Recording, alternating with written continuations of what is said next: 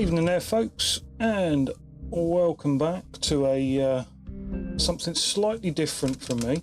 I do apologise for this. This is a rather hastily set up that I've got going on here, where I've got this dude here in front of me as a camera, and we're gonna just chill out and paint some models.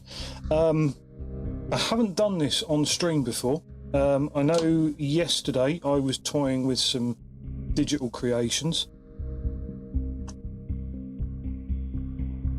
but the actual idea of painting some miniatures on stream is slightly unusual for me. So please do be forgiving if I'm a little bit nervous about doing this. I haven't often or rather I say I haven't for quite some time showed off my painting, because it's not something I do anymore. I used to be fairly heavily involved in the Citadel painting scheme of things back in the day, back when I considered myself a model painter. But these days I've been very much more a do it quietly and off the record sort of thing. So like I say, we'll see how we get on with this session. Fingers crossed it goes quite well, because I've got a setup here. You'll judge for yourself how good it is. In fact, I'm gonna pop us over to that screen right now. Here we go. Yeah,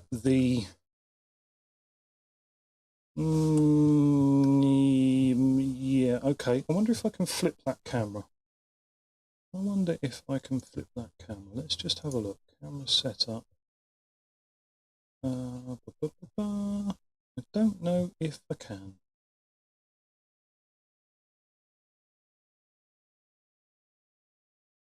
Well, that's a bit of a shame, isn't it? Now, I wonder, hang on, hold that thought a moment. This is where it all goes terribly, terribly wrong, and we end up, hey,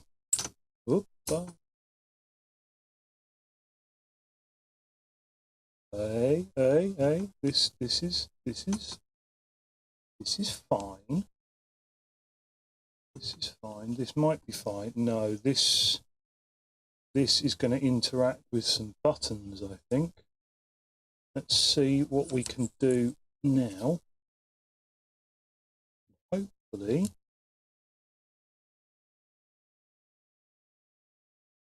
Oh, go away.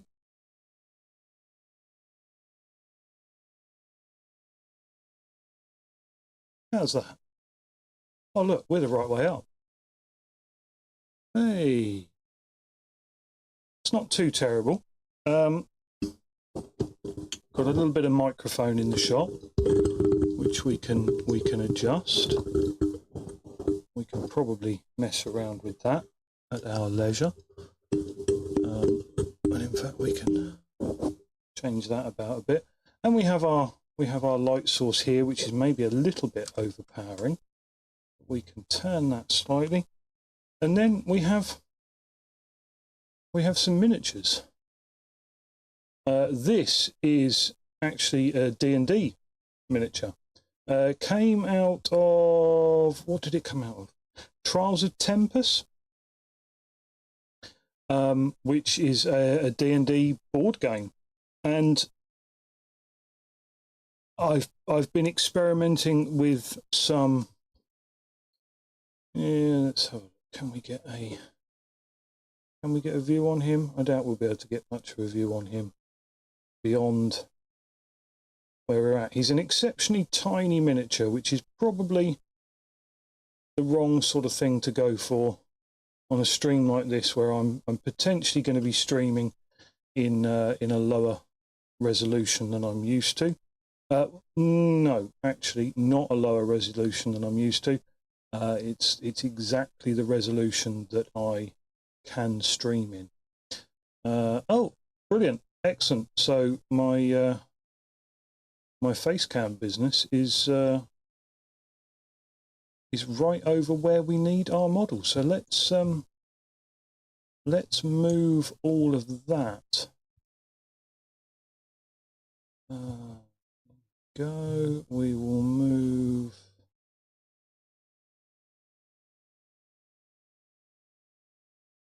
Hold on. Hold on.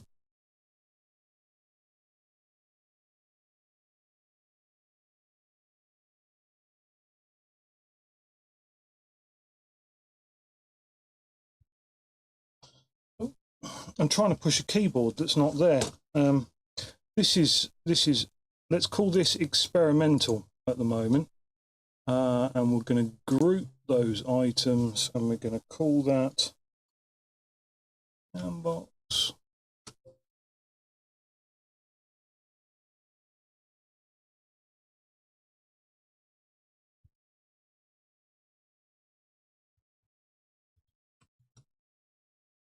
There we go, and then we're going to move.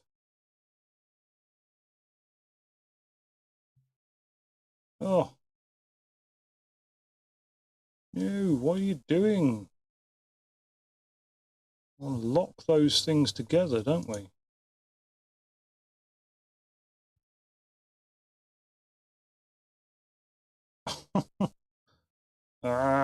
This is frustrating now because I don't quite know what I'm doing.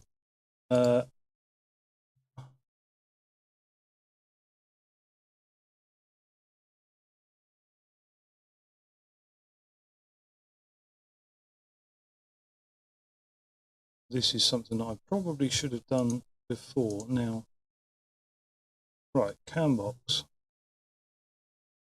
Oh, hold still.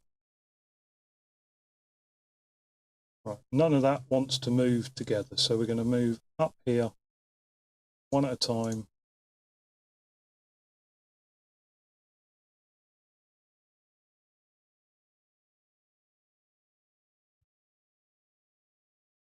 Oh, why is that allowed that to move but not that one? Oh, that is annoying as all hell. Why is that doing that?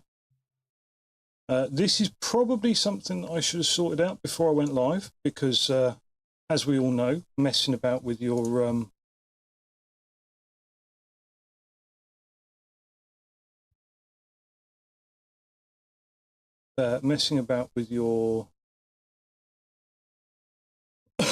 of course, that box there can't be moved. So let us see if we can shuffle over a little bit. There we go. That's somewhat better there. Okay. Okay. Right. So, yeah, this is a D&D goblin. Beautiful little figure, actually. Now, what I've been doing, I will show you a different figure that illustrates it a little bit. Is I have been experimenting with a very low cost modeling options, and that is the cheap D&D board game. There's actually a few of these out there. There's Curse of Strahd, there's Wrath of Ashardalon, not Curse of Strahd, Castle Ravenloft, Wrath of Ashardalon, and various others. Now, they're not terribly well known. However, they come with about 30 or 40 different models in each of them. And these models are, let's face it, they're not the most amazing models in the world. The details on them are a bit soft. You know, they're never going to be the most beautiful models in the world, and they are a bit flexible, as you can see. They're a sort of a cheap PVC miniature. but they are very cheap.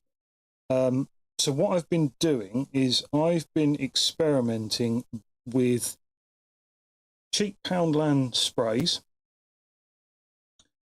and that is a, here we go, let's see if we can get him focused in a little bit. Yeah, that's never going to focus, is it? Cheap Poundland sprays. This is a black primer followed by a grey primer undercoat. And again, they are, I think they were a couple of quid each in B&M. But it's been applied zenithally, and all I do is I grip them in a pair of pliers and spray them all black, and then spray them across from the top, from a directional downwards, and then come along with a very cheap makeup style brush like this one and dry brush them white. And I'm actually gonna do that on a couple of figures first of all, because I have a couple of figures that need doing, and these guys are ripe for it. And all we're going to do is grab ourselves a little bit of white.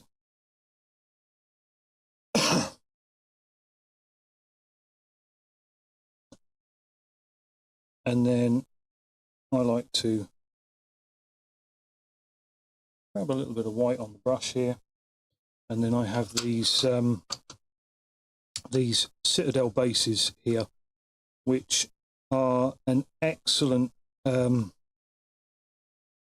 judge of when a dry brush is right, because the texture on them allows a bit extra. It doesn't dry out the brush as much as using something like a paper towel does. Now, all we're going to do is one coat of highlight. We're not going to be subtle about it. Everything that's raised needs white on the edges. All of the black areas which are left over from the spraying process are going to have white on the edges to pick up the details, but it's not going to be enough to take out the black from the recesses. So we've got a couple of models here. This one is a nice elf monk.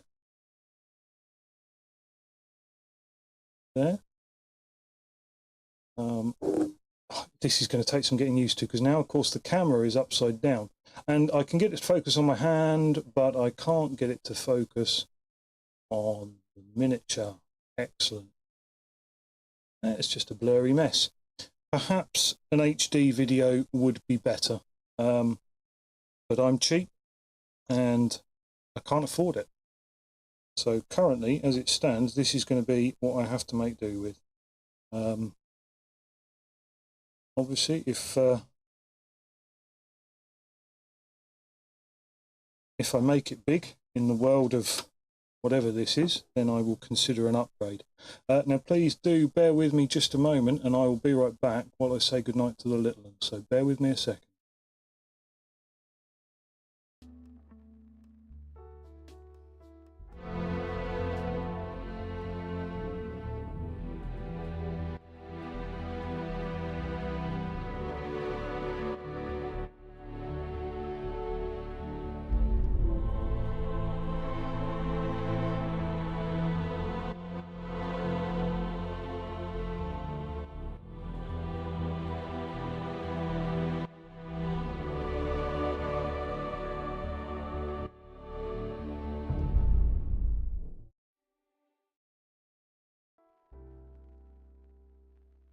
Hey there, folks, appreciate the patience. I'm going to move on to the next figure here, and we've grab a little bit more paint on our brush.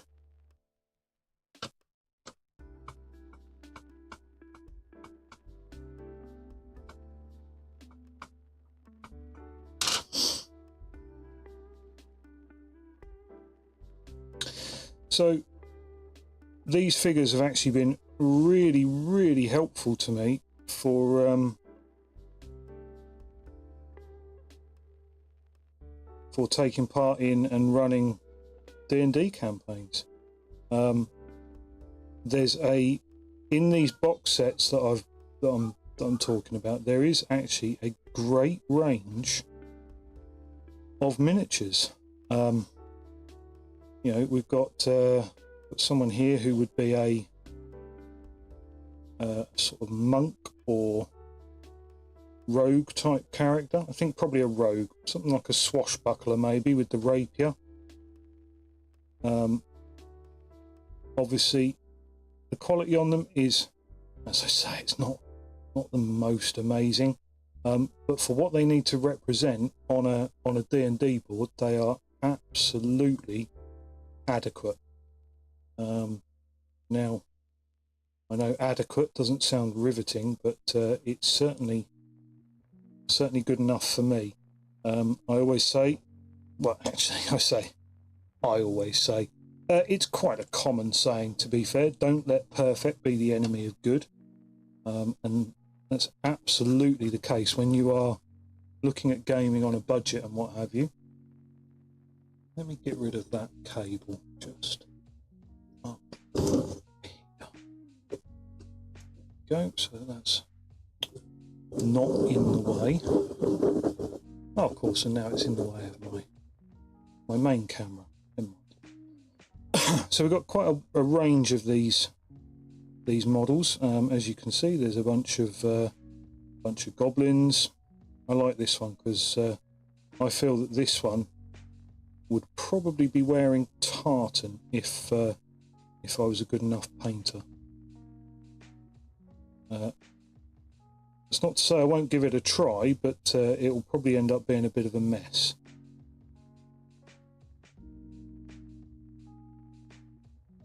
Yeah, so certainly, like I say, when it comes to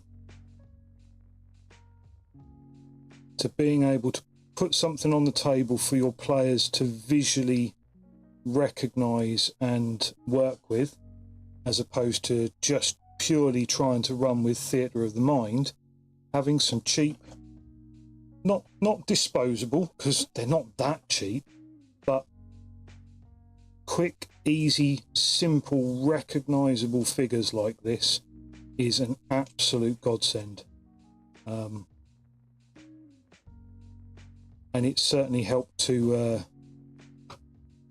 build my campaign up to the next level of where I want it to be. So I'm really happy that I managed to find these figures. And I discovered somebody's blog where they'd been painting these figures, because I was looking at 3D printing and what have you, but 3D printing through the winter is actually a massive no-no for me because it's done in the house, and that is a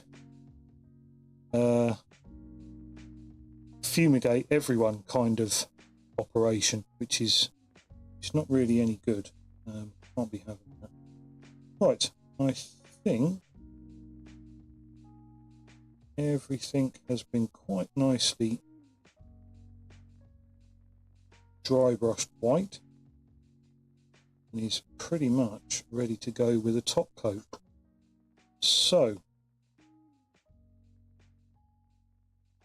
what do we want to see first? What do we want to paint first? Do we want to paint a character? Do we want to paint a goblin?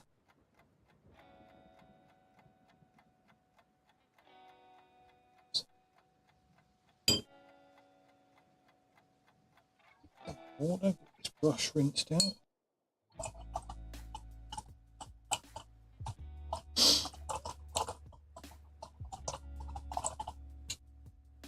Now the reason that I'm doing this this very simple painting method, which is spray paint it, base coat it, hit it with a dry brush, and then contrast paints, is because it's cheap and simple and easy.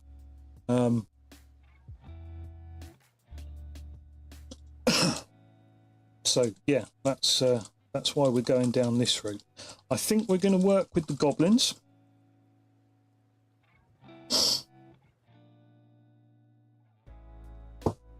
What colour's a half-orc supposed to be? I don't know. I don't know what colour a half-orc is supposed to be. What is going on here?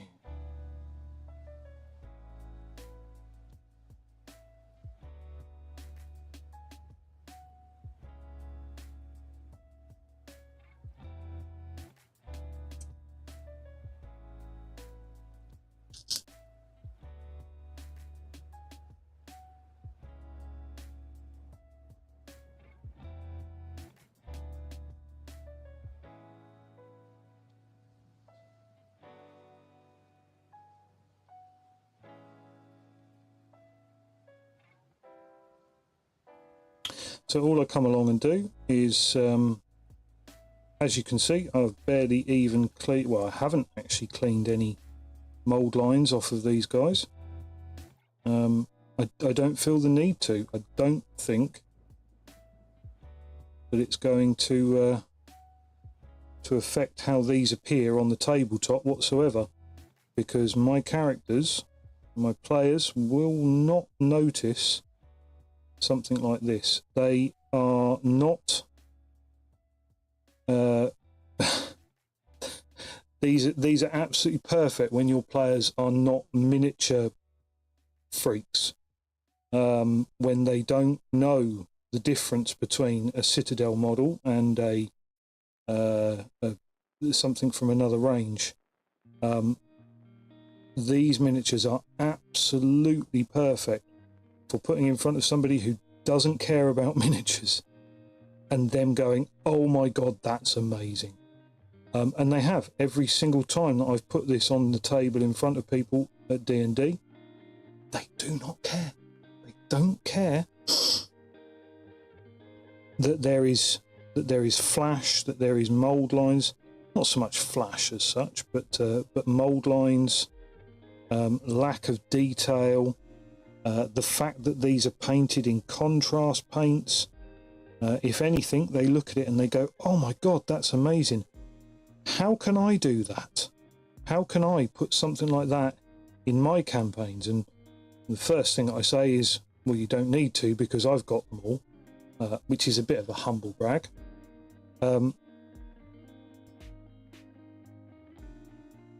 In general, you know, most of the people that I play with, if they wanted to borrow my miniatures, I wouldn't actually have a problem with it, because these are cheap fucking miniatures. They're simple and easy and crap. Not that they haven't taken quite a bit of time to do.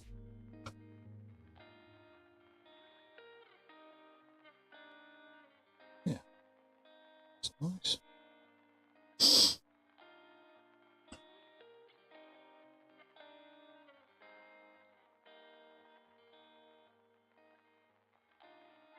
Now, what I absolutely adore about contrast, and I don't know if I'm doing it right or wrong,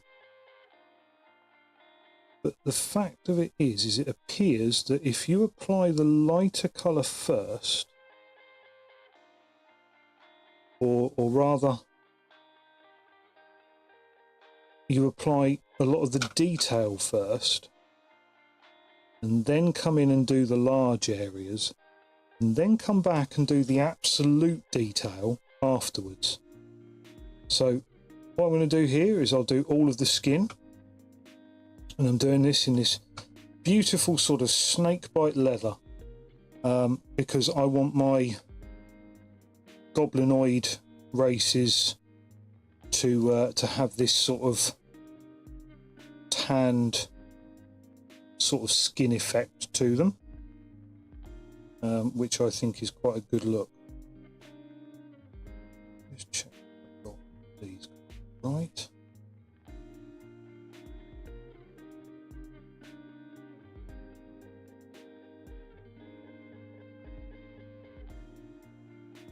I was sure I'd missed something on one of these models. Ah, that's right, I've missed an ear on this one. I'm just going to dot that in. Because we can't be missing ears, can we? Look weird if his ears were still just painted white. Okay, dot that in. So, put this next one on the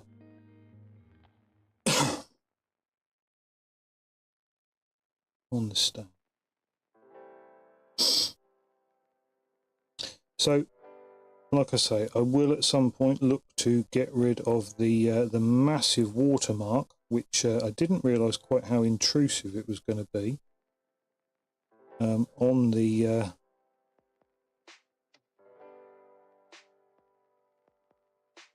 the second camera, which is actually the main sort of screen camera.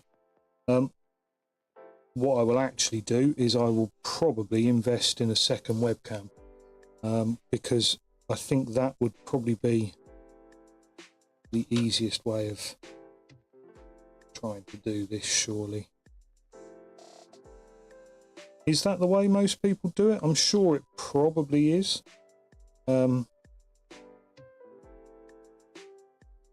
As I say, I've never tried this before, so I am absolutely keen for tips and advice. I think what I'll probably have to do is I'll have to switch this camera to a 1080p though, won't I?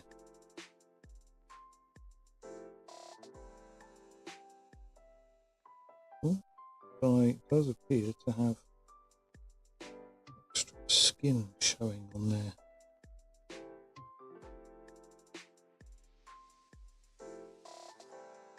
So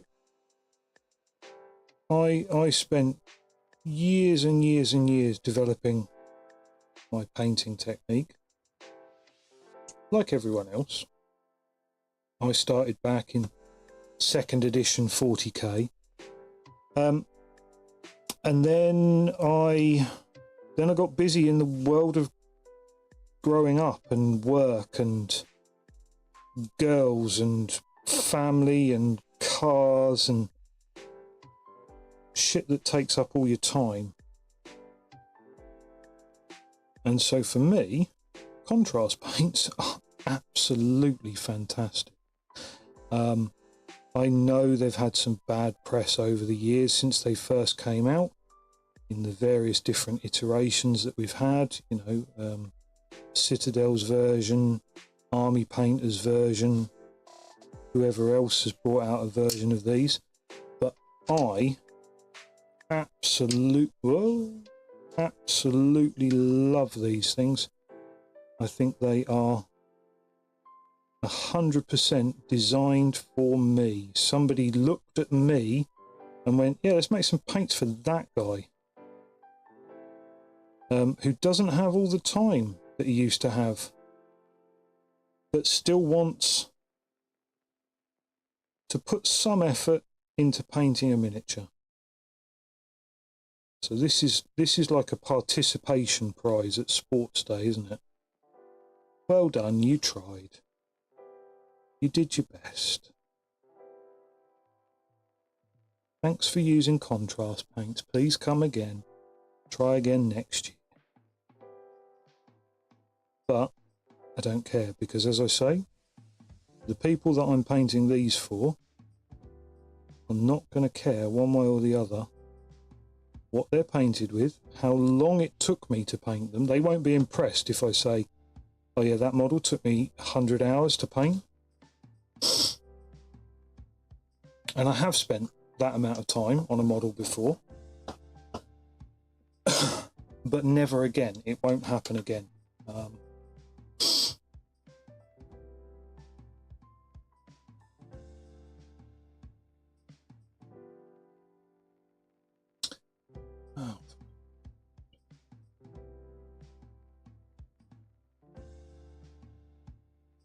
I see what I've done. I see.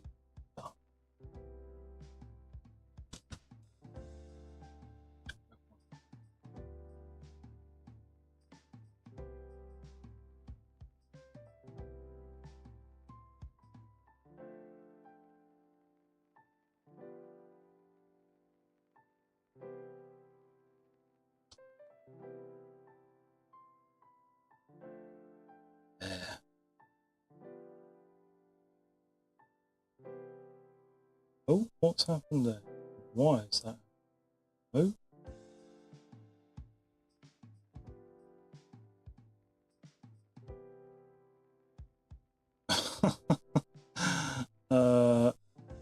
Ungroup. Go back to normal. Oh, what have you done? No.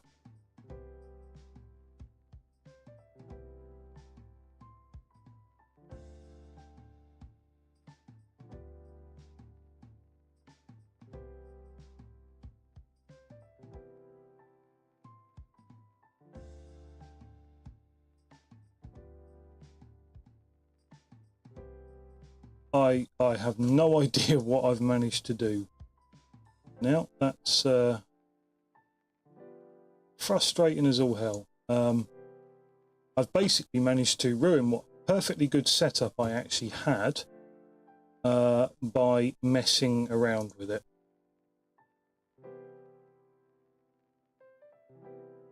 Brilliant job, brilliant job, well done.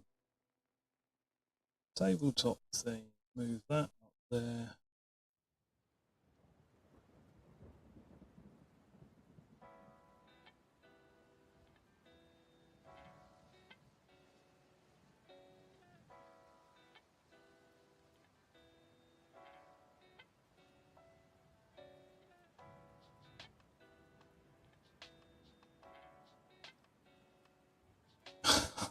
I don't know what I've done here, but oh my god, am I annoyed with it.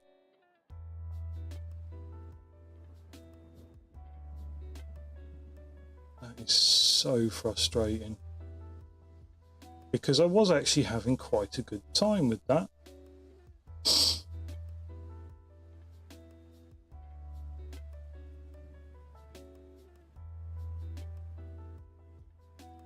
Oh, just stop snapping. Good heavens. Right.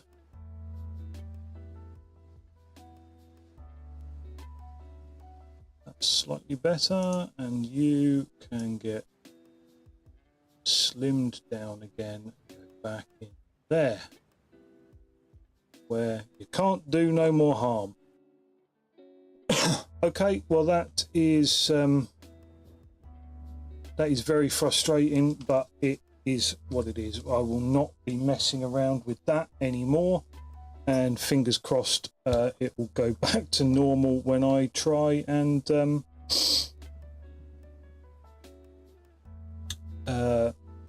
film my next video. So we'll finish up with the brown there. We'll rinse out our brush.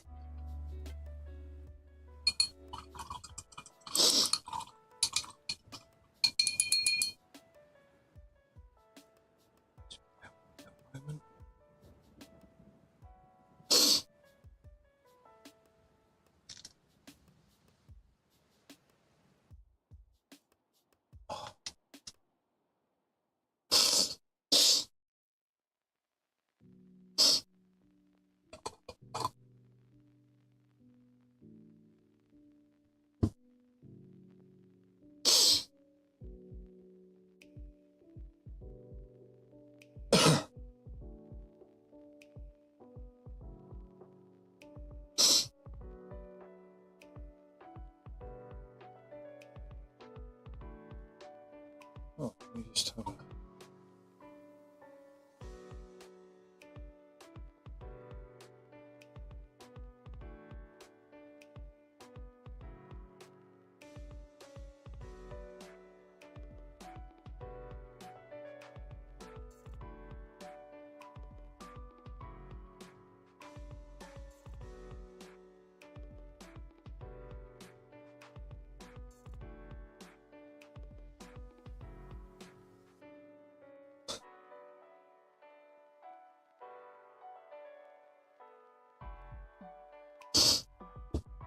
Okay, so where are we?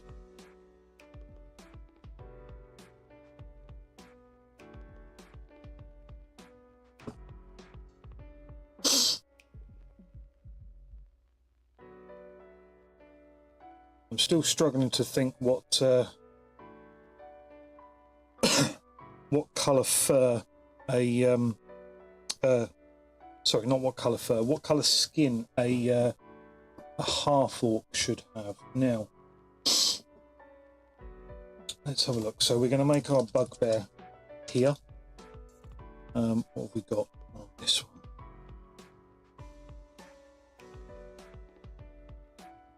We've got some metal around this sort of area. Oh, that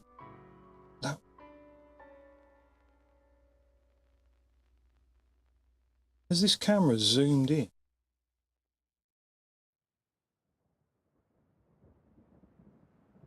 Or it could zoom. Yeah.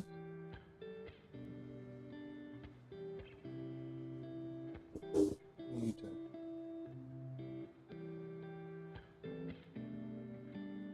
Why is it just zooming back out again? Stop.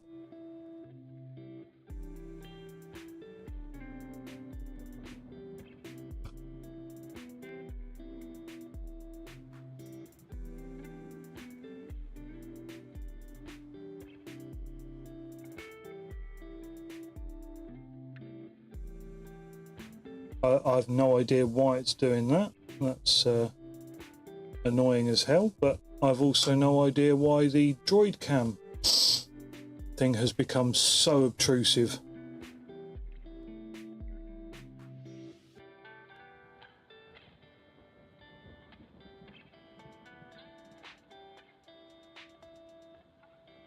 So we've got metal on the weapon.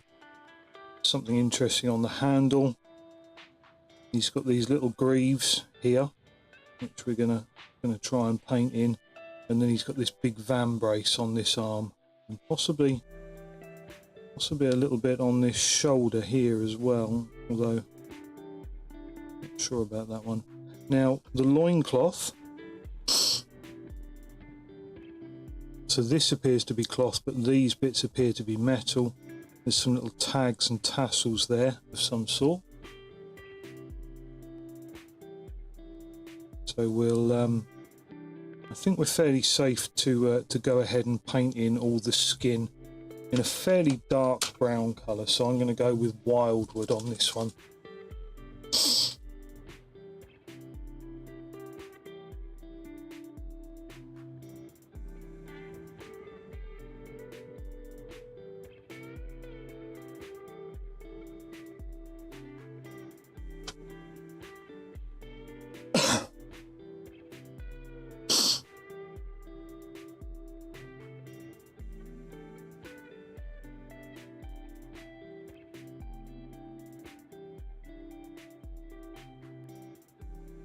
I do love the way Wildwood goes onto a miniature. It's an absolutely fantastic paint. Beautiful colour. And the way it sits into the recesses is just absolutely amazing. It is probably, to my mind, one of the best contrast paints. You can see that definition on the chest there. Well, actually, I say that, you probably can't on the stream. I can see it here in front of me, but the camera definition is not so great, to be fair.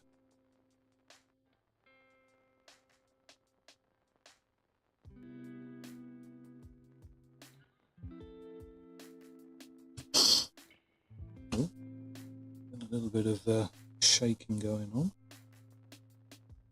Okay, we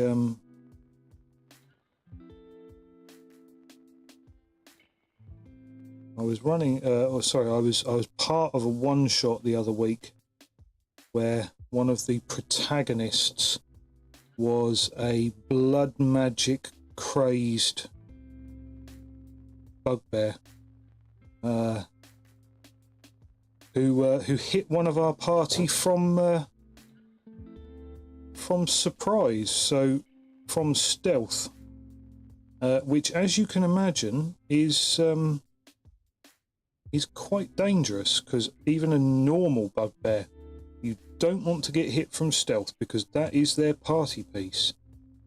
Ambushing you, despite the fact that they're described as enormous hulking brutes, they retain some of their Feywild ancestry in that they are actually stealthy boys.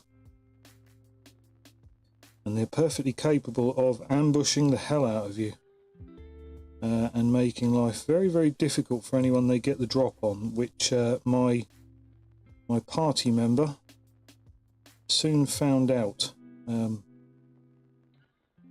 by basically dropping in a single hit when this bugbear stomped them out of the shadows. Right, there we go.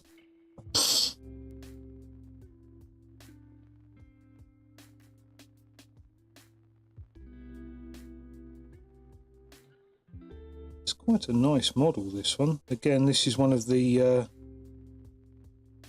Trials of Tempest models, which is a relatively new addition to the D&D board game. Well, I say that, I don't actually know how old it is, but it's certainly one of the newer ones when compared to things like Castle Ravenloft and Wrath of Ashardalon. So yeah, this is the models are considerably better quality. They are also made of a slightly harder plastic as well, so I don't think they're quite the same PVC effect as the other ones.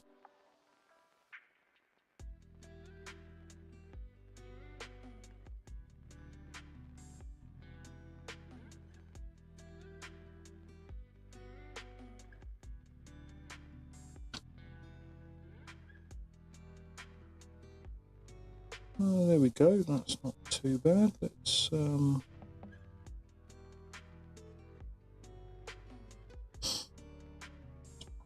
details in there. And come on, make his legs brown as well.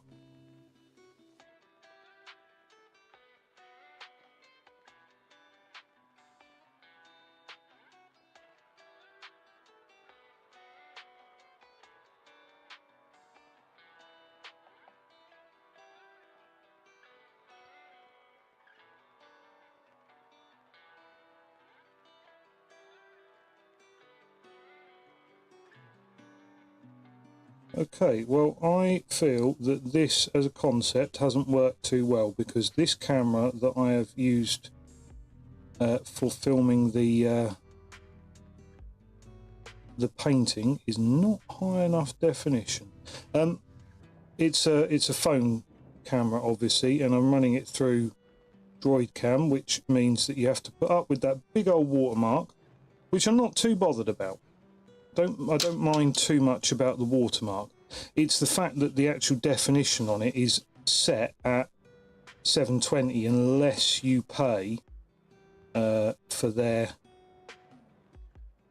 upgrade, which I'm afraid I'm not happy about doing. So yeah, we'll have a terrible quality camera with Droidcam as a watermark on there to tell you why it's a terrible quality camera, which I don't think they've thought that out very well.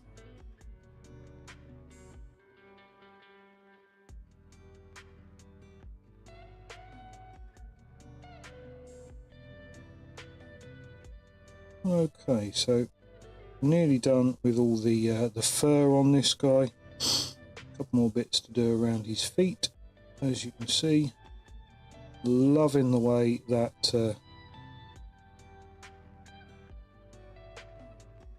that paint runs into all of those beautiful recesses.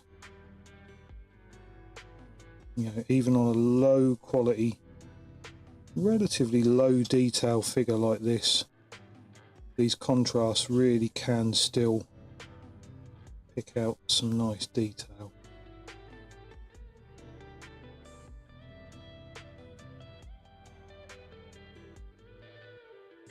Completely forgotten about my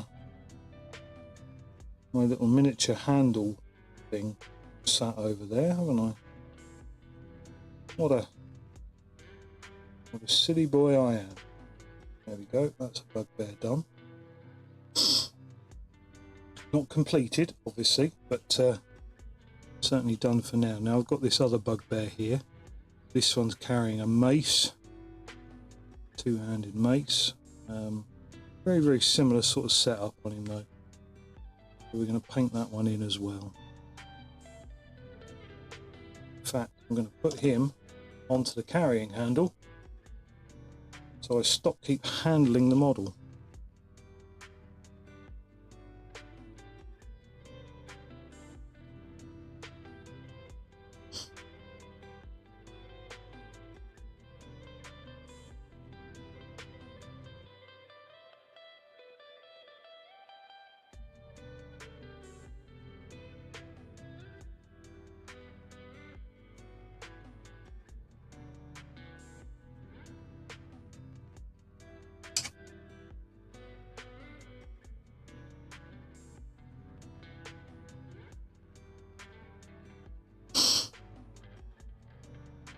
I've never actually played as a bugbear,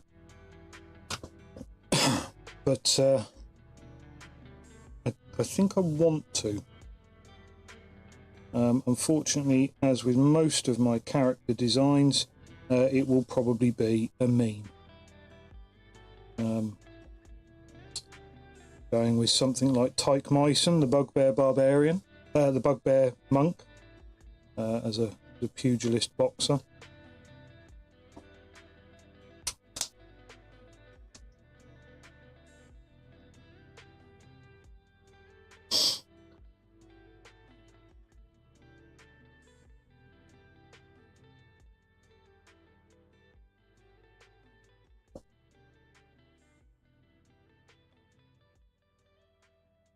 Now, I could do this with a slightly larger brush, I guess, but I quite like this one for being able to have enough capacity. It's got enough belly in it to hold a reasonable amount of contrast, which you often need in order to actually get that definition. If you don't have enough on the brush, you don't get enough definition. But also enough point on it that I can get in and do some of the details when I need to, which is nice.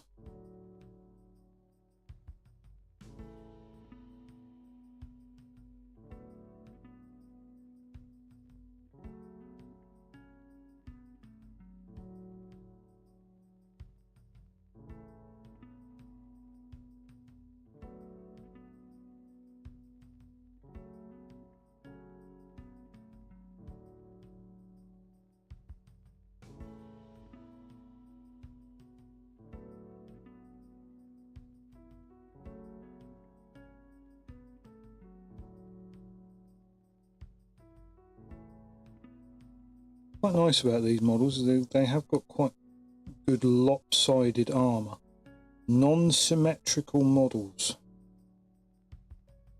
which is something that we've been lacking for a long while, since some of the earliest sort of Citadel designs and what have you, and after that they all started to look much the same. Much of a muchness. Far too similar models with symmetrical designs and what have you. Now let's have a look. Got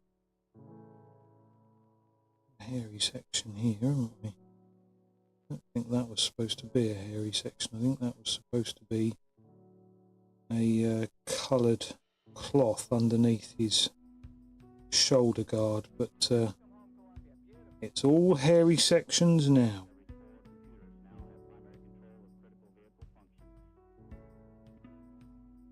And I am not going to lose any sleep over a slightly mispainted bit on one of these models, because that's the joy about cheap stuff.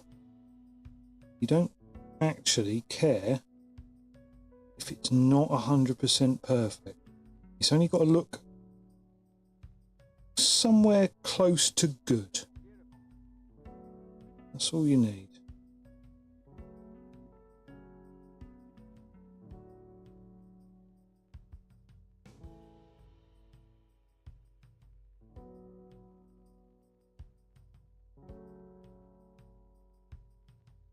So I will be interested to see how the digital sculpting session compares to the actual painting a model section.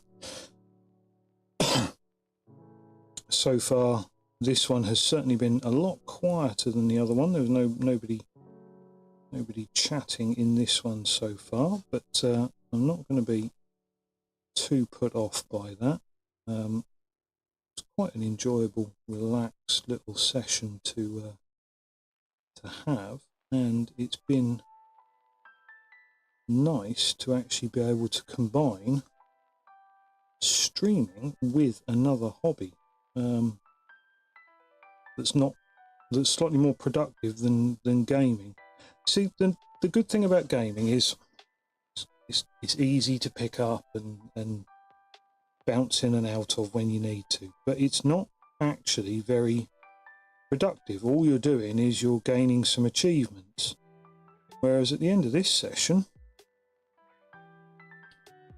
I'm going to kick-ass bugbear or two. You know, that's got to count for something, hasn't it? Well, it's got to count for a bugbear or two. That's what it's got to count for. Now, what else have we got here?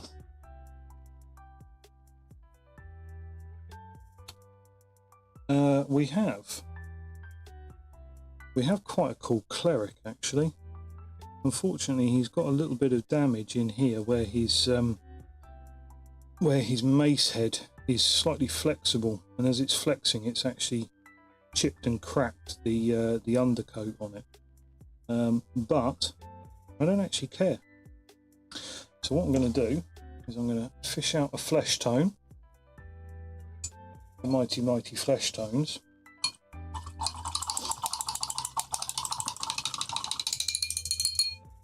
And we're going to start on this guy.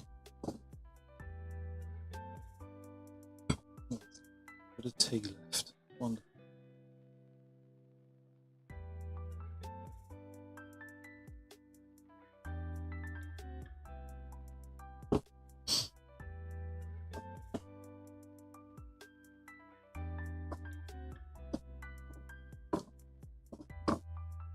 So what have we got in the way of flesh tones in here?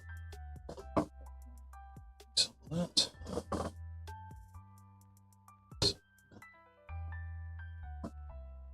Go. Bit of the ever popular Guilliman flesh. Girly man flesh.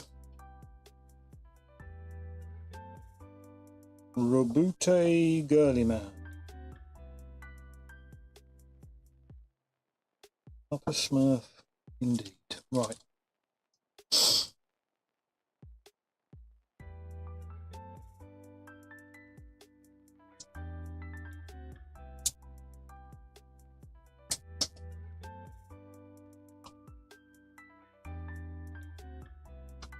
I do hope you all like my desk. I made this, built this myself from scaffold boards. This is a really nice desk, this is. Got no legs. It's entirely fixed to the wall. Which is slightly unusual, but a very nice effect when you don't want to be bashing your legs against something. Right, there we go. Just a bit of flesh there. He would have had, yeah, I reckon he would have bare hands. He seems like the sort who would want to do this bare hand. You know, when he smacks that that demon about, or whatever he's hitting. he's a cleric. He can hit multiple different things. It could be undead, be demons, tavern wenches. He wants to feel flesh on flesh, I imagine. Yeah.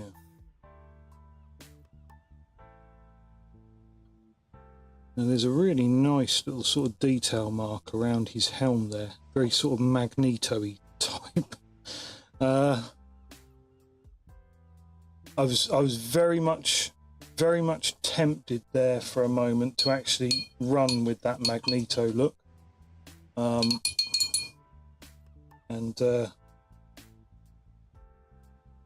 But no, I must resist. Must resist. I'm still asking the question of what colour flesh are half-orcs? The reason I ask is because I've got a half-orc sat here that I want to paint, but I don't know what colour to paint his flesh. Her flesh. Their flesh. Has this one got gloves on? No. Again, they're monks. They like to feel flesh to flesh when they beat someone up, don't they? I don't imagine that this little elf lady is going to be beating up many tavern wenches. She's probably far too demure to ever find herself in a tavern.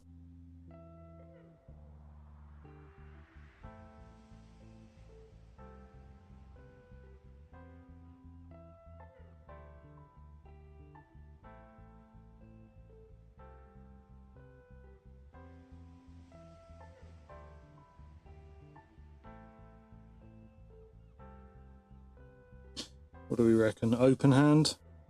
Yeah, I reckon this is an open hand monk.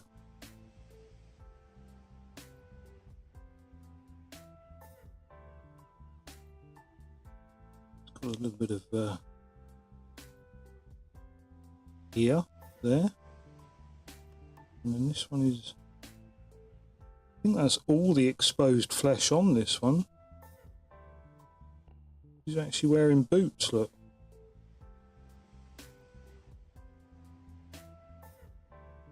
A nice little miniature, this one, actually.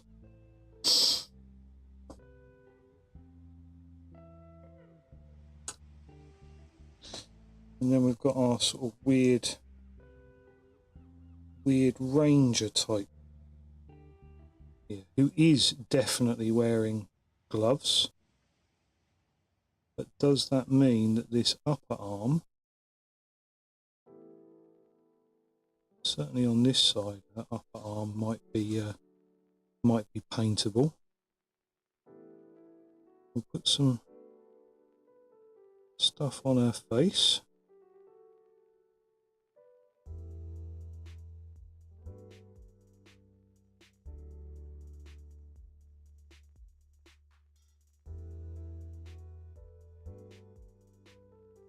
And just another tiny little ear there. Almost just the subtlest hint of an ear rather than an actual ear. And a tiny little bit of neck down there as well that we can pick out. And then I think that this piece of arm here ought to come in there, because everything, yeah, look, you can see running up to the tunic there. I reckon it's either skin type material, which I don't really like doing in fantasy D&D setting, or it's bear. I think that one's bear, and I'm just gonna put a little piece in there as well, just in case under this armor here it's also bear.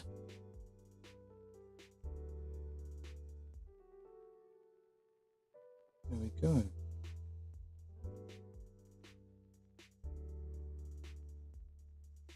So another one done. Now, what else have we got?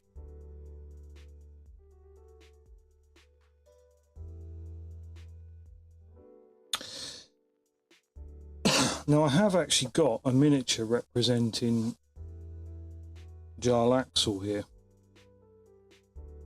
And as we all know, Jarlaxle is a drow. I mean, big pimping drow with his fancy feathered hat and his eye-wateringly bright stripy clothes and what have you, which will be bright and stripy at the end of it. But it also means that his skin isn't going to be girly man flesh. His skin is going to be a much more drowish grey when we get round to it.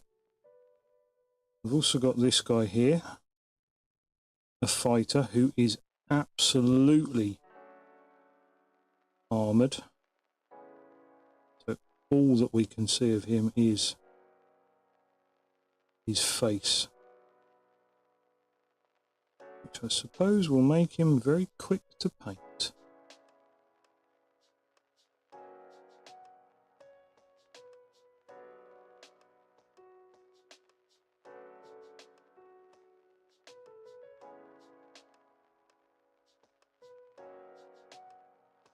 I've got. I keep hitting my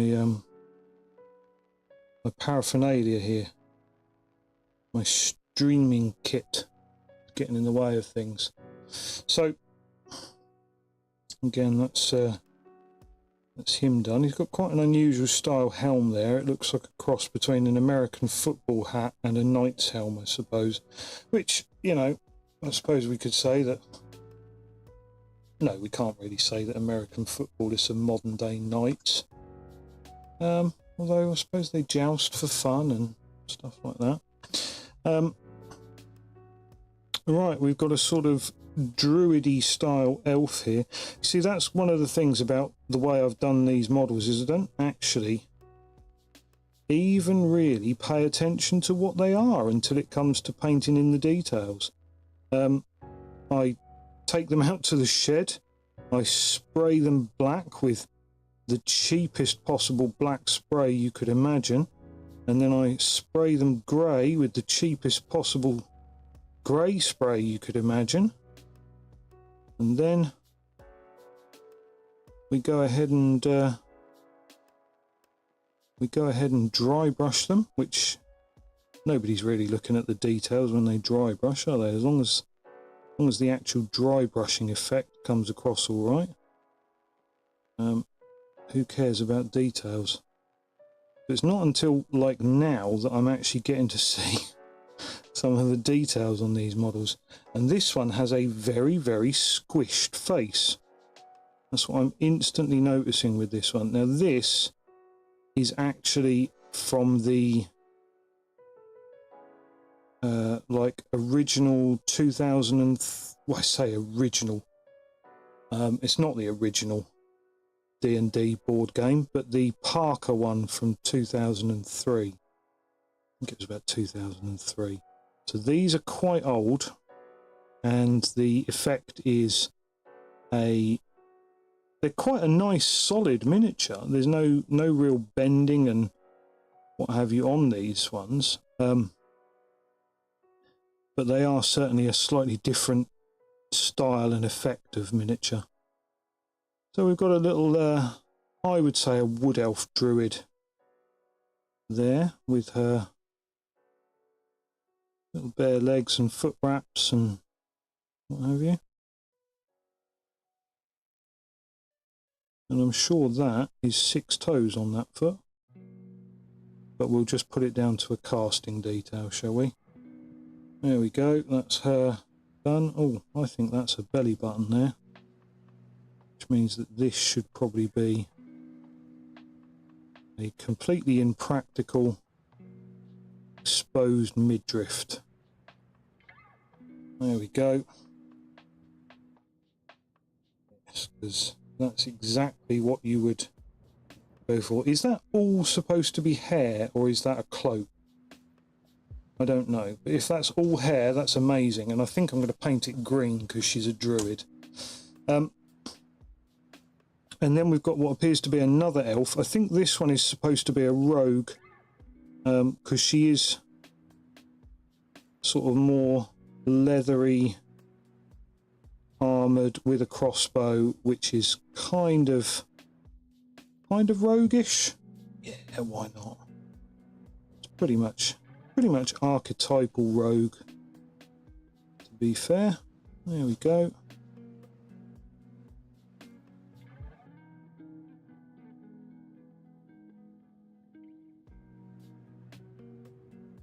I reckon she would have bare hands as well to leave lots of fingerprints everywhere. Yeah, so in our latest D&D escapade, we've run afoul of the law in Waterdeep, which is possibly a bit of a dangerous occurrence from what I've heard. The local lawman caught us snooping around a warehouse full of dead people, which we didn't create. We didn't create the dead people, which is slightly unusual for us as a group. Normally, we would absolutely be the creators of the dead people, but not in this instance. Well, actually, I suppose that's not strictly true. We created two dead Kenku who were hanging around in the warehouse, but it's not our fault they attacked us. Maybe. Yeah, no, they definitely did attack us.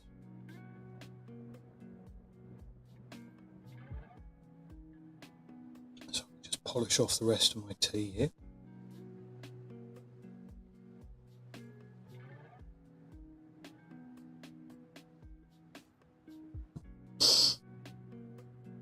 Now,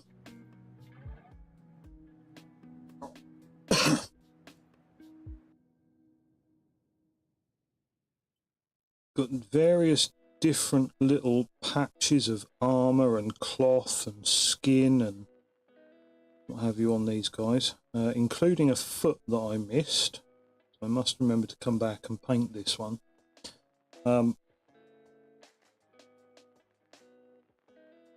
Yeah, I think maybe his legs should have been done as well.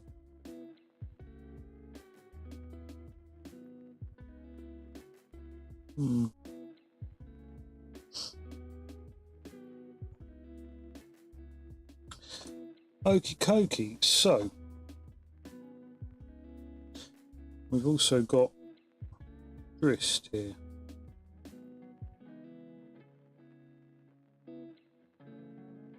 I wonder what Drizzt is supposed to look like, because I don't actually know. I've actually read one or two of his books, but not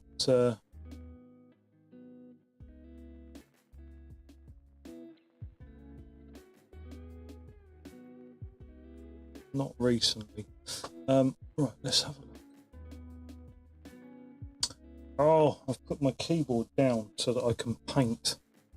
Now I have to keep dragging it back because I don't have enough space on the desk. Let's have a look at images of it.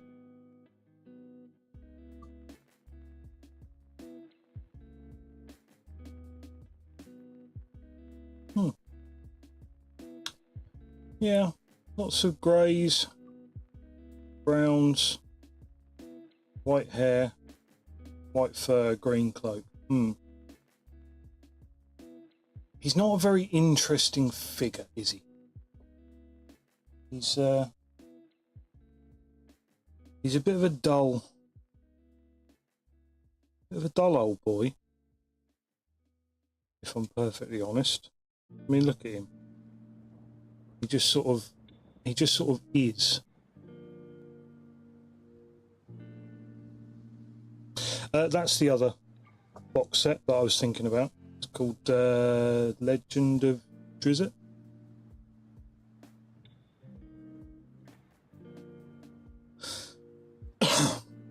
Okay.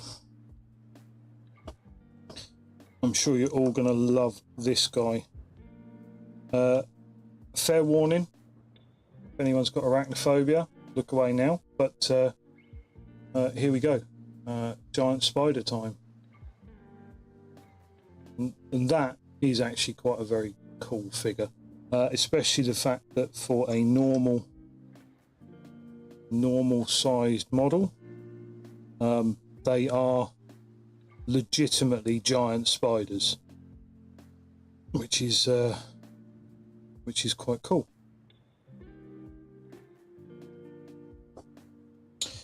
Right, I think what we'll do with this one is we will come along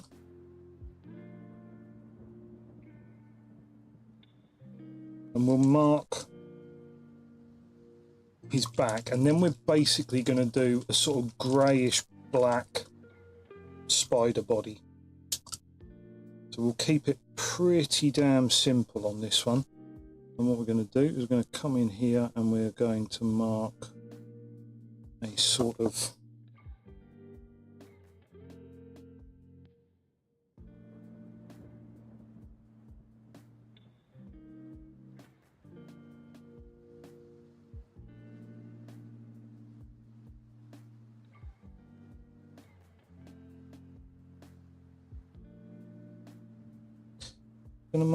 skull effect on the body of this.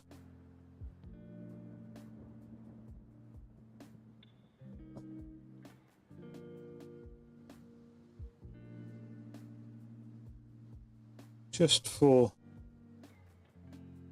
a bit of character.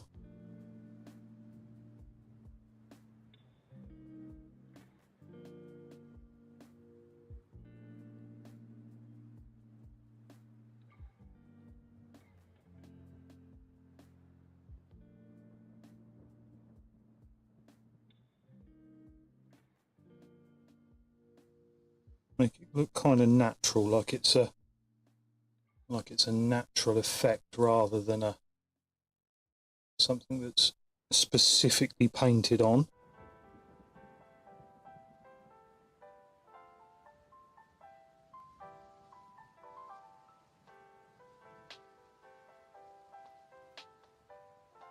And that probably does look something like you might actually see on a real spider. And then we'll simply come along with a bit of black.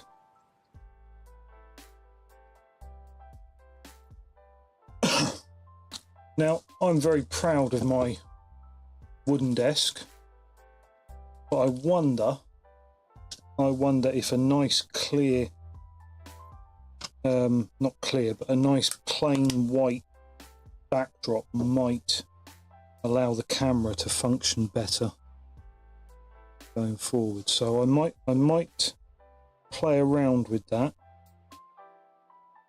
once I finish off the stream.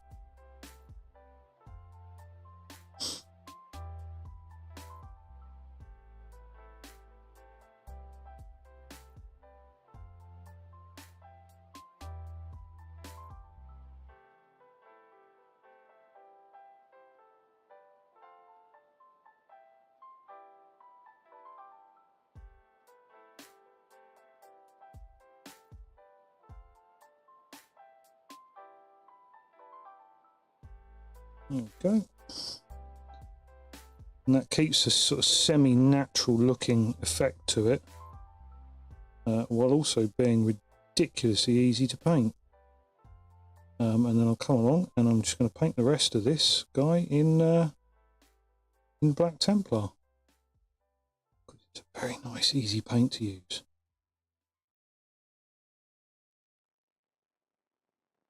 Go.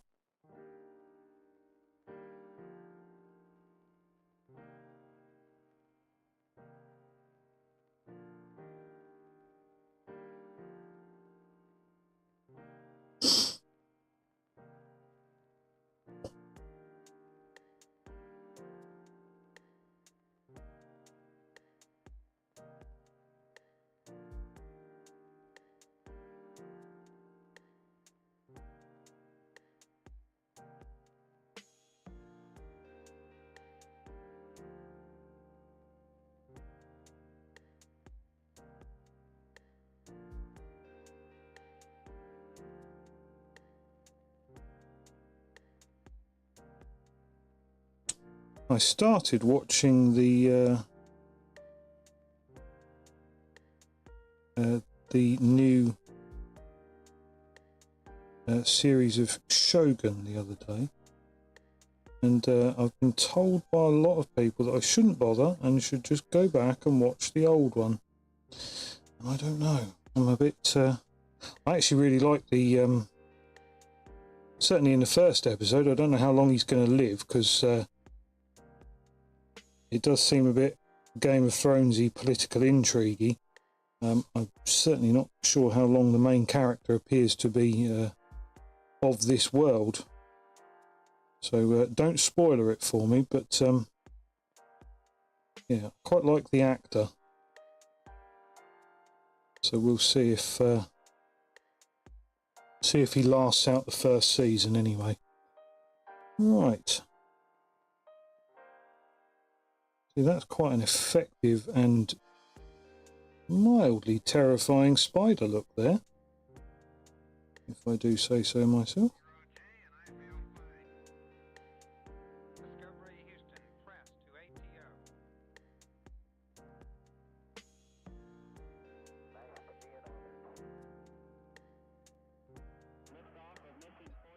The front of him's quite easy to do. We just paint the whole thing in black.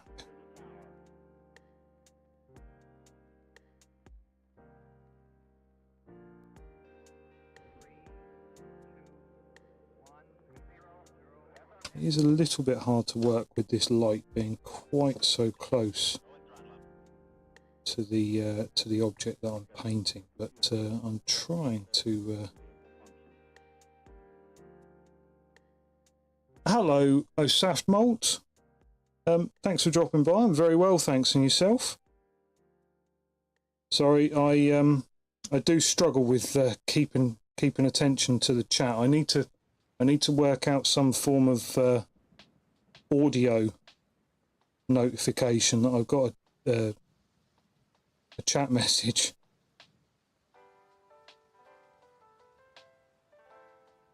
You've done some painting, have you?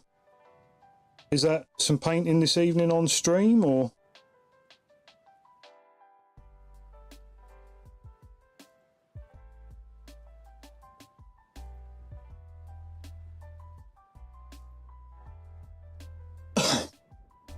Okay, cool. What are you painting at the moment then?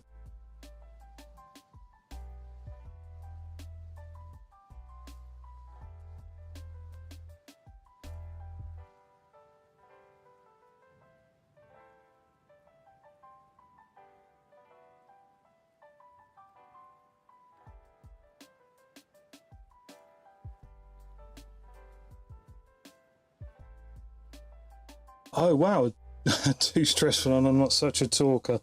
That's fair enough. It's not for everyone, and it does take a hell of a lot of getting used to, which I'm slowly finding out. What's your diorama of?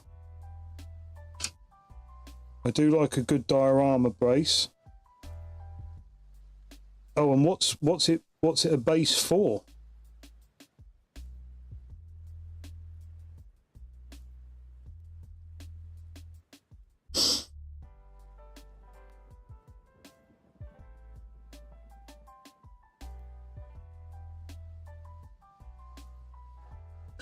Sorry, what are you painting? What's on the diorama? What's it of?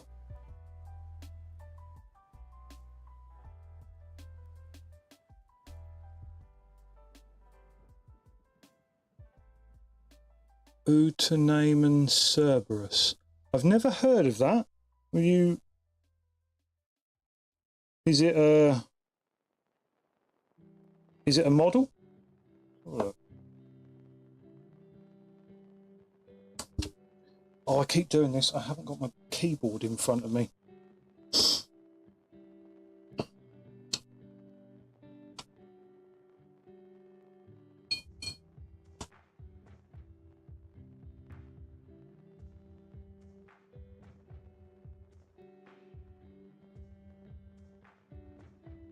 Oh. Prince Eugen, Scharnhorst and Tirpitz crossing the English Channel. Oh, okay. Did they?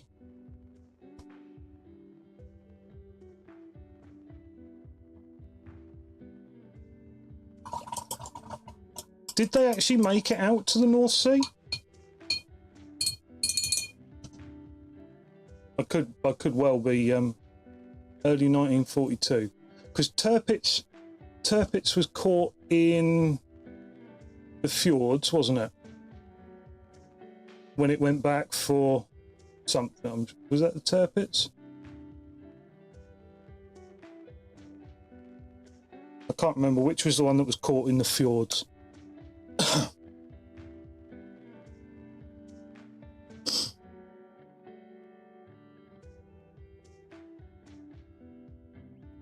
All right, there we go. That's my spider done. What happened? Was the Bismarck? Oh, I can't actually remember now.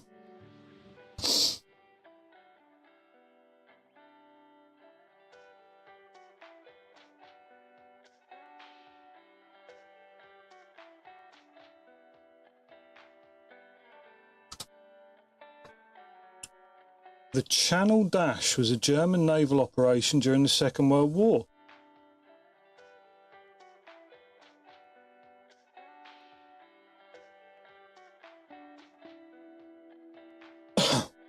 Oh, okay.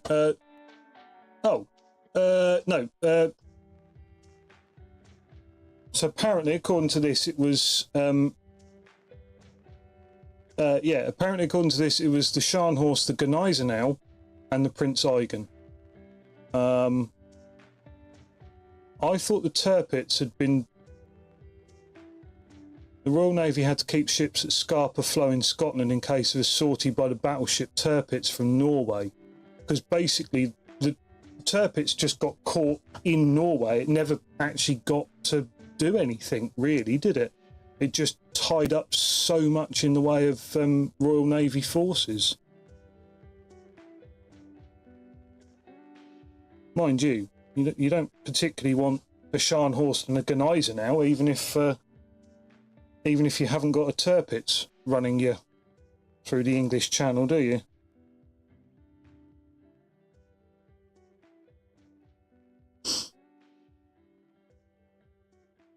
Okay, I have this half-orc and I don't know what colour to paint her skin.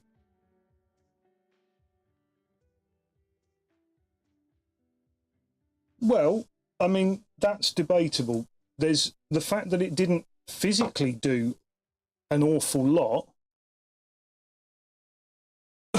But as I say, it did tie up an awful lot of Royal Navy forces while it wasn't doing an awful lot. Because that's how a lot of warfare works. I'm looking at Creed camo, but that's a very dark green. I think that this half-orc is not going to be a Warhammer sort of green. In fact, I don't know if she should be green at all. I think maybe oh,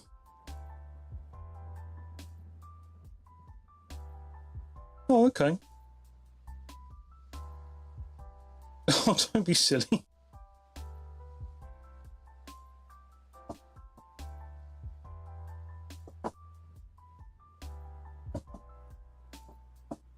Don't be silly. I mean, what scale have you done it in?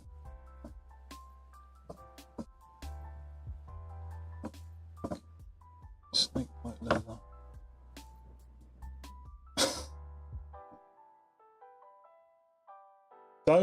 Don't be like that. It's not the whole diorama is not fucked. It can be a what if scenario. A 1/700, that is a nice scale for those size of ships, because that's the size of ships where they, at 1/700, they really start to look like something.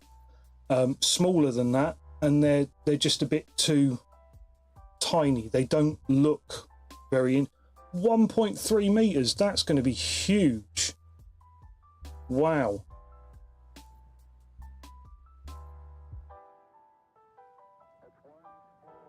Saved GG. Yeah, that's interesting. Yeah, I mean, 1.3 meter diorama. That is massive.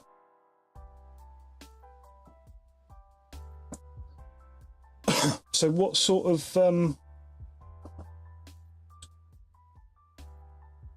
of material are you using for like the water surface? I haven't actually done a water diorama. It's something that I would love to do. Oh, don't be silly. Don't be silly. Not if you put work into it. Like I say, make it a what if. Make it a what if scenario. What size was the Gneisenau compared to the... No, don't scrap it.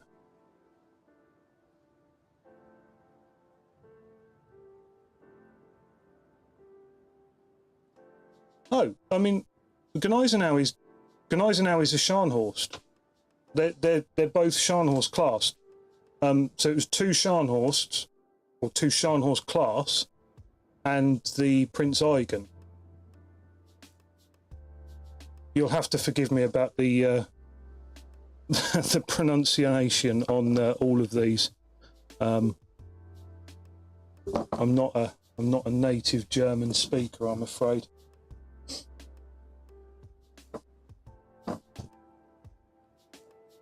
Wet wipes? How do you use the wet wipes? What, in the actual diorama?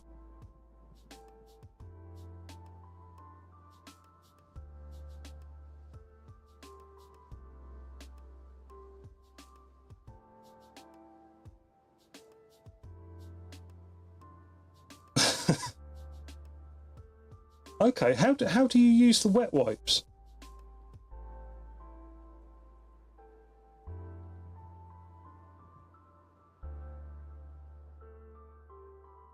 I'm very interested by this now. I'm invested into how you're using these wet wipes as to...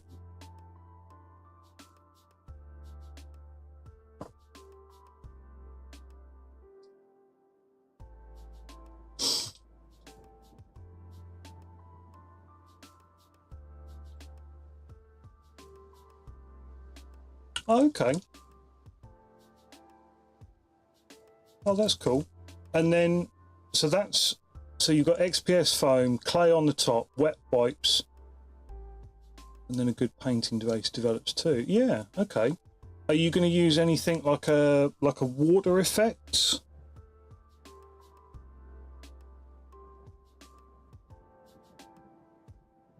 Yeah, I got you.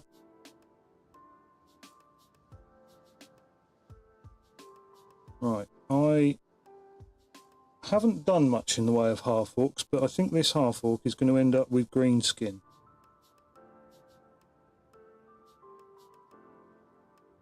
Relatively pale though, so...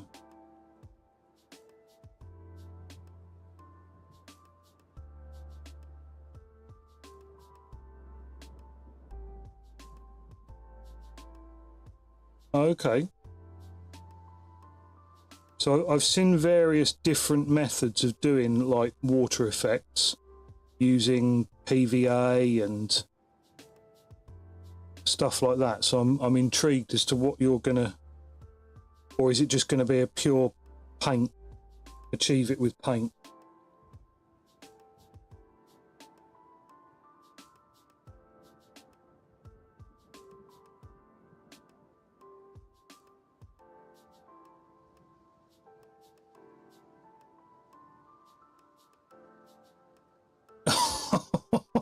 Oh, you're going to do the whole base for €30. That's impressive. Yeah, that's going to be a tough budget to keep. I fully believe that.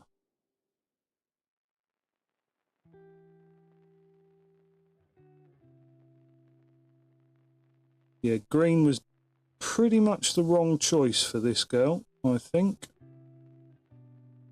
I think I done fucked that one. Use two methods. Okay. Go on, do tell.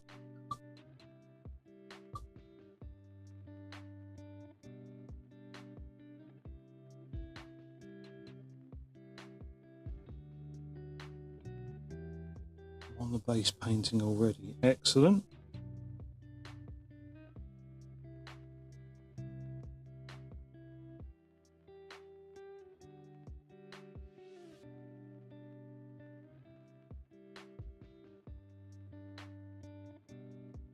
So are the ships waterline models, or are they full hull and you've cut out slots for them in the base?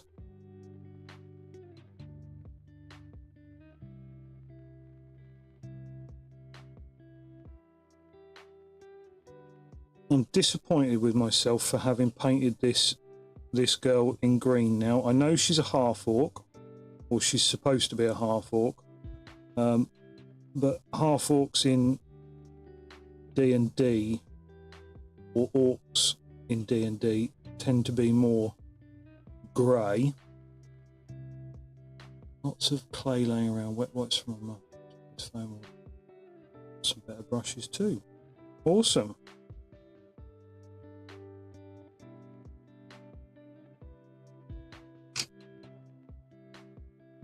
So whereabouts are you from? Are you in Germany then? As you comment on my pronunciation.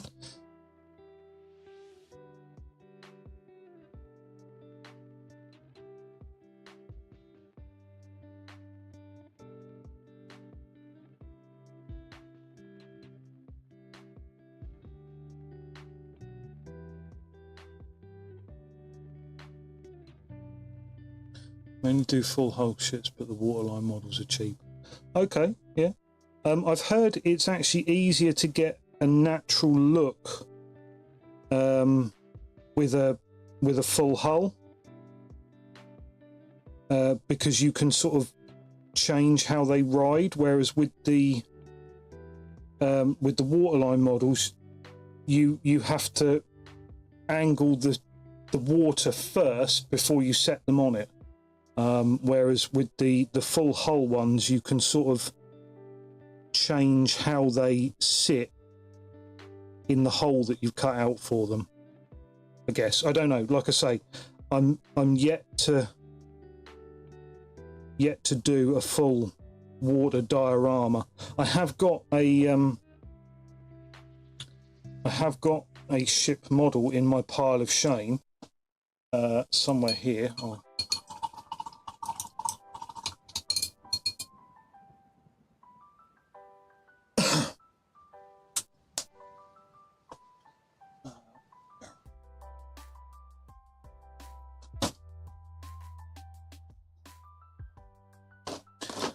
I have this boy waiting for the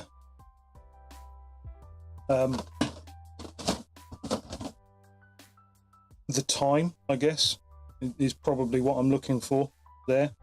There's quite a lot of parts, and I feel that before I proceed any further, I need to actually get my paint station set up and my airbrush and what have you put in here. Yeah, I really like it. The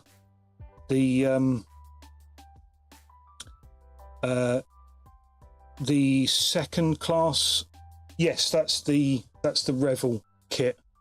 I have actually looked at some of the 3D printed add-ons that you can buy for it, but I'm not ready to commit more money to a model that I haven't actually got the time to put together.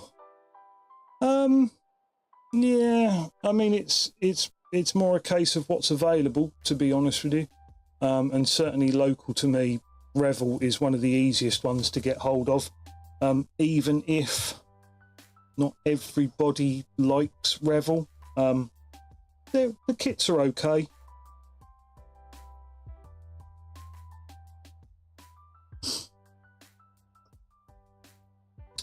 Yeah, pretty much everything used to be better, but there's only so much harping after the past that we can actually do. Says me, who you know, will quite happily sit there yesterday and stream working on models from 1993 or whenever. Yeah, a lot of the sort of mainstream model manufacturers, Revell, Airfix, even Tamiya, in some cases, have kind of dumbed down the details on certain of their models now. It's only when you start looking at the slightly more specialized ones, like what have we got out there? Trumpeter, things like Aoshima, if you're going for car models and stuff like that, that you actually get that detail back. So I mean, I'm happy enough with a cheap Revell kit, and yeah, I mean, Airfix is what it is. What did I pick up the other day? I picked up the other day that I am quite looking forward to making. I haven't had a 7 out of 10 planes of Spitfires yet. Or then there's this, which is a incredibly cheap Hasegawa, an F16 CJ, which will be quite a nice model kit to make, actually. There we go. There we go. I am having to.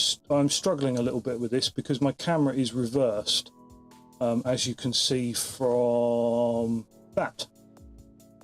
How have I managed that? Oh, that's right. It's upside down. Why is it reversed? Huh. FAE Crusade from Hasegawa. Yeah, the local Hobbycraft have started selling Hasegawa models, which is quite nice, to be honest with you. Quite unusual as well.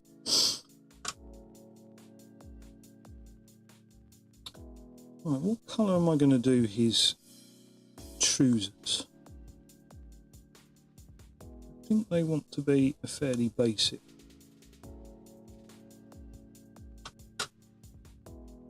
I'm going to put them in.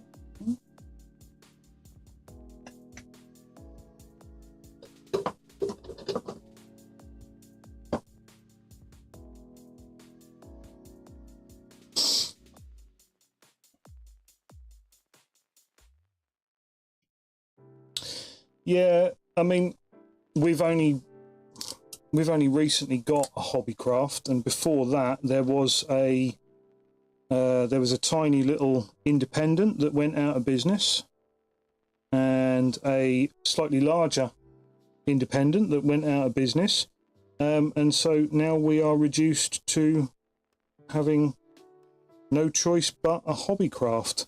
And to be honest with you, I've been quite impressed by them. Not massively on a models and miniatures scope, but from the sheer variety of stuff that they've got, and you know, with it being things like, oh, the little one, or my daughter wants to 100 kilometers away. Yeah, my daughter wants to take up crochet. So you go in there and they've got somebody on the team who teaches crochet.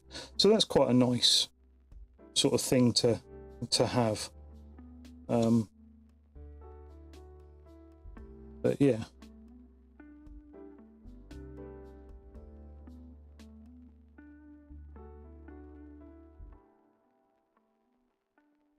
Go just paint these little details in here. A lot of these miniatures, because they are so fine on the details of them, the details are so soft rather, you can kind of get away with painting them whatever colour you feel they might be, and just kind of hoping for the best, if I'm honest with you.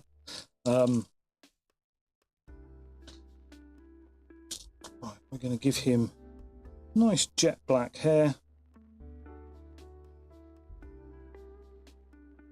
and then we're going to figure something out about his trousers. In fact, I think his trousers might be black as well. This is a model that I'm intending to represent me as an artificer in my latest D&D campaign. So whilst I'm not putting an awful lot of effort into him, I do at least want him finished so that I can put him down on the tabletop in the next session and go, there we go, that's me. In my noble clothes, obviously. Oh, thank you for the follow, Osaf. That's really appreciated. I really do appreciate everyone who gives us a follow. So yeah, I appreciate it's getting late for you now. But thank you very much for dropping by. Thank you very much for the follow, and I hope to see you again soon sometime. Do feel free, if you want to look at my Discord at the bottom of this stream, and if you want to show us how you're getting on with your diorama, I would very much appreciate that. There's not an awful lot going on in the channel, but if you find somewhere where you can post a picture up, I'd love to see it. I think that would look amazing. So yeah.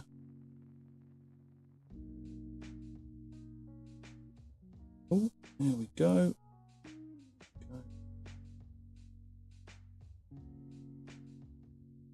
I think that looks pretty good. That's my character in his noble clothes, ready for our next adventure session. Awesome. I think that one's pretty much done, to be fair.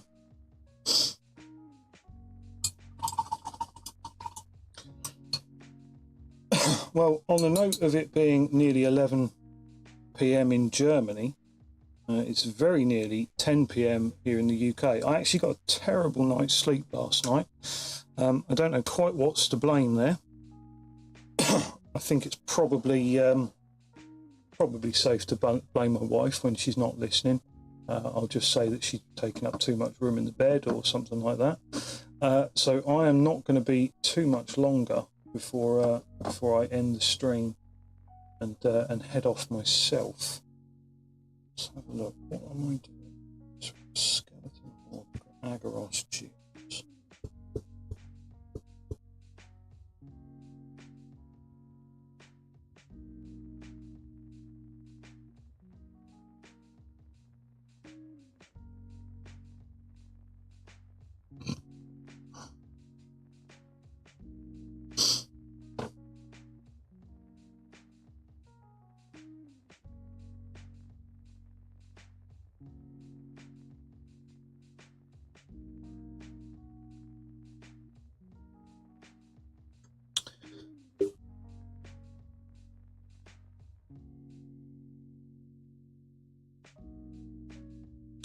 I would make a start on one of my much larger models, but unfortunately, that's packed away in my overly huge model case that I bought the other day. And when I say model case, it's actually a toolbox on wheels, because where I go for my gaming, it's in the middle of town. It's a fantastic little place, actually. It's a board game cafe, and they essentially rent out table space to anybody who turns up and pays the money, and they've got a huge catalogue of board games in there. And you go in, you pay for an hour or all day, whichever one you prefer. And you simply select a board game off of the shelf. But because it's in the middle of town, we go up there and play D&D in there. One, they charge us less, which is quite nice because we're not using his games and his stuff. So they charge us a bit less, but it does mean that you've got to traipse all your stuff up into town. So I bought this this tool case on wheels. Now, thankfully, it fits everything for my D&D in there. Literally everything that I could possibly want, it goes in there, fits perfectly.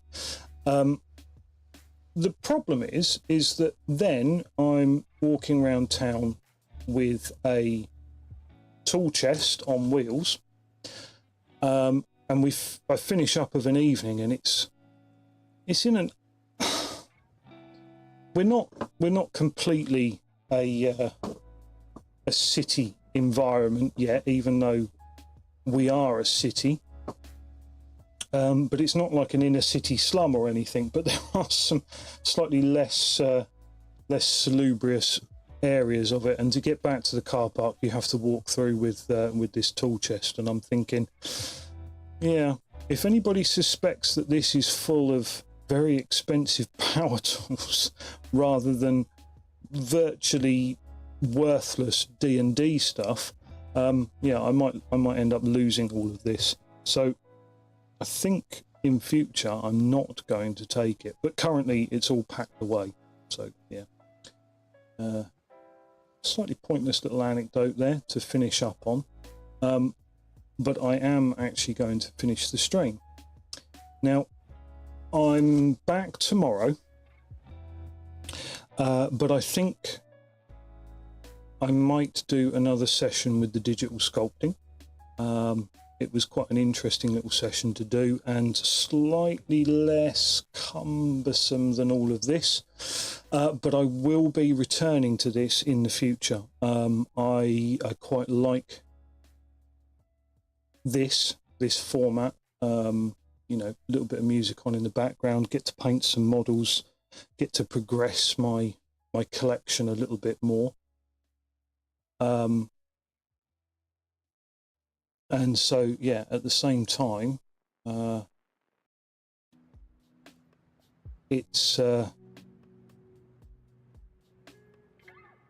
what I was doing. I was doing some gaming, and I'd like to continue doing some gaming and let some people, you know, who were following me for that, you know, carry on with what I was doing. So yeah,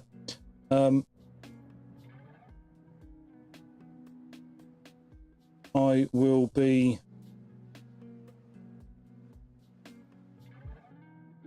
back tomorrow at 8 p.m. I might be gaming, I'm not sure. Sorry, I just completely lost track of what I was talking about there.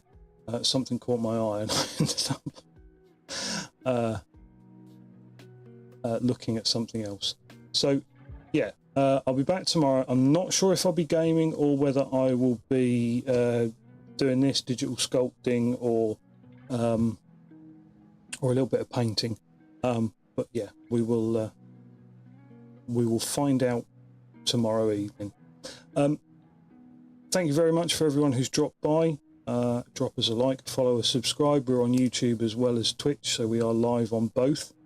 You get pretty much the same effect, I believe. I haven't looked too much at what the YouTube stream is like, but yeah, a like, subscribe, and a follow means an awful lot to me. I'll be back tomorrow. Take care, everyone. Until then, toodaloo.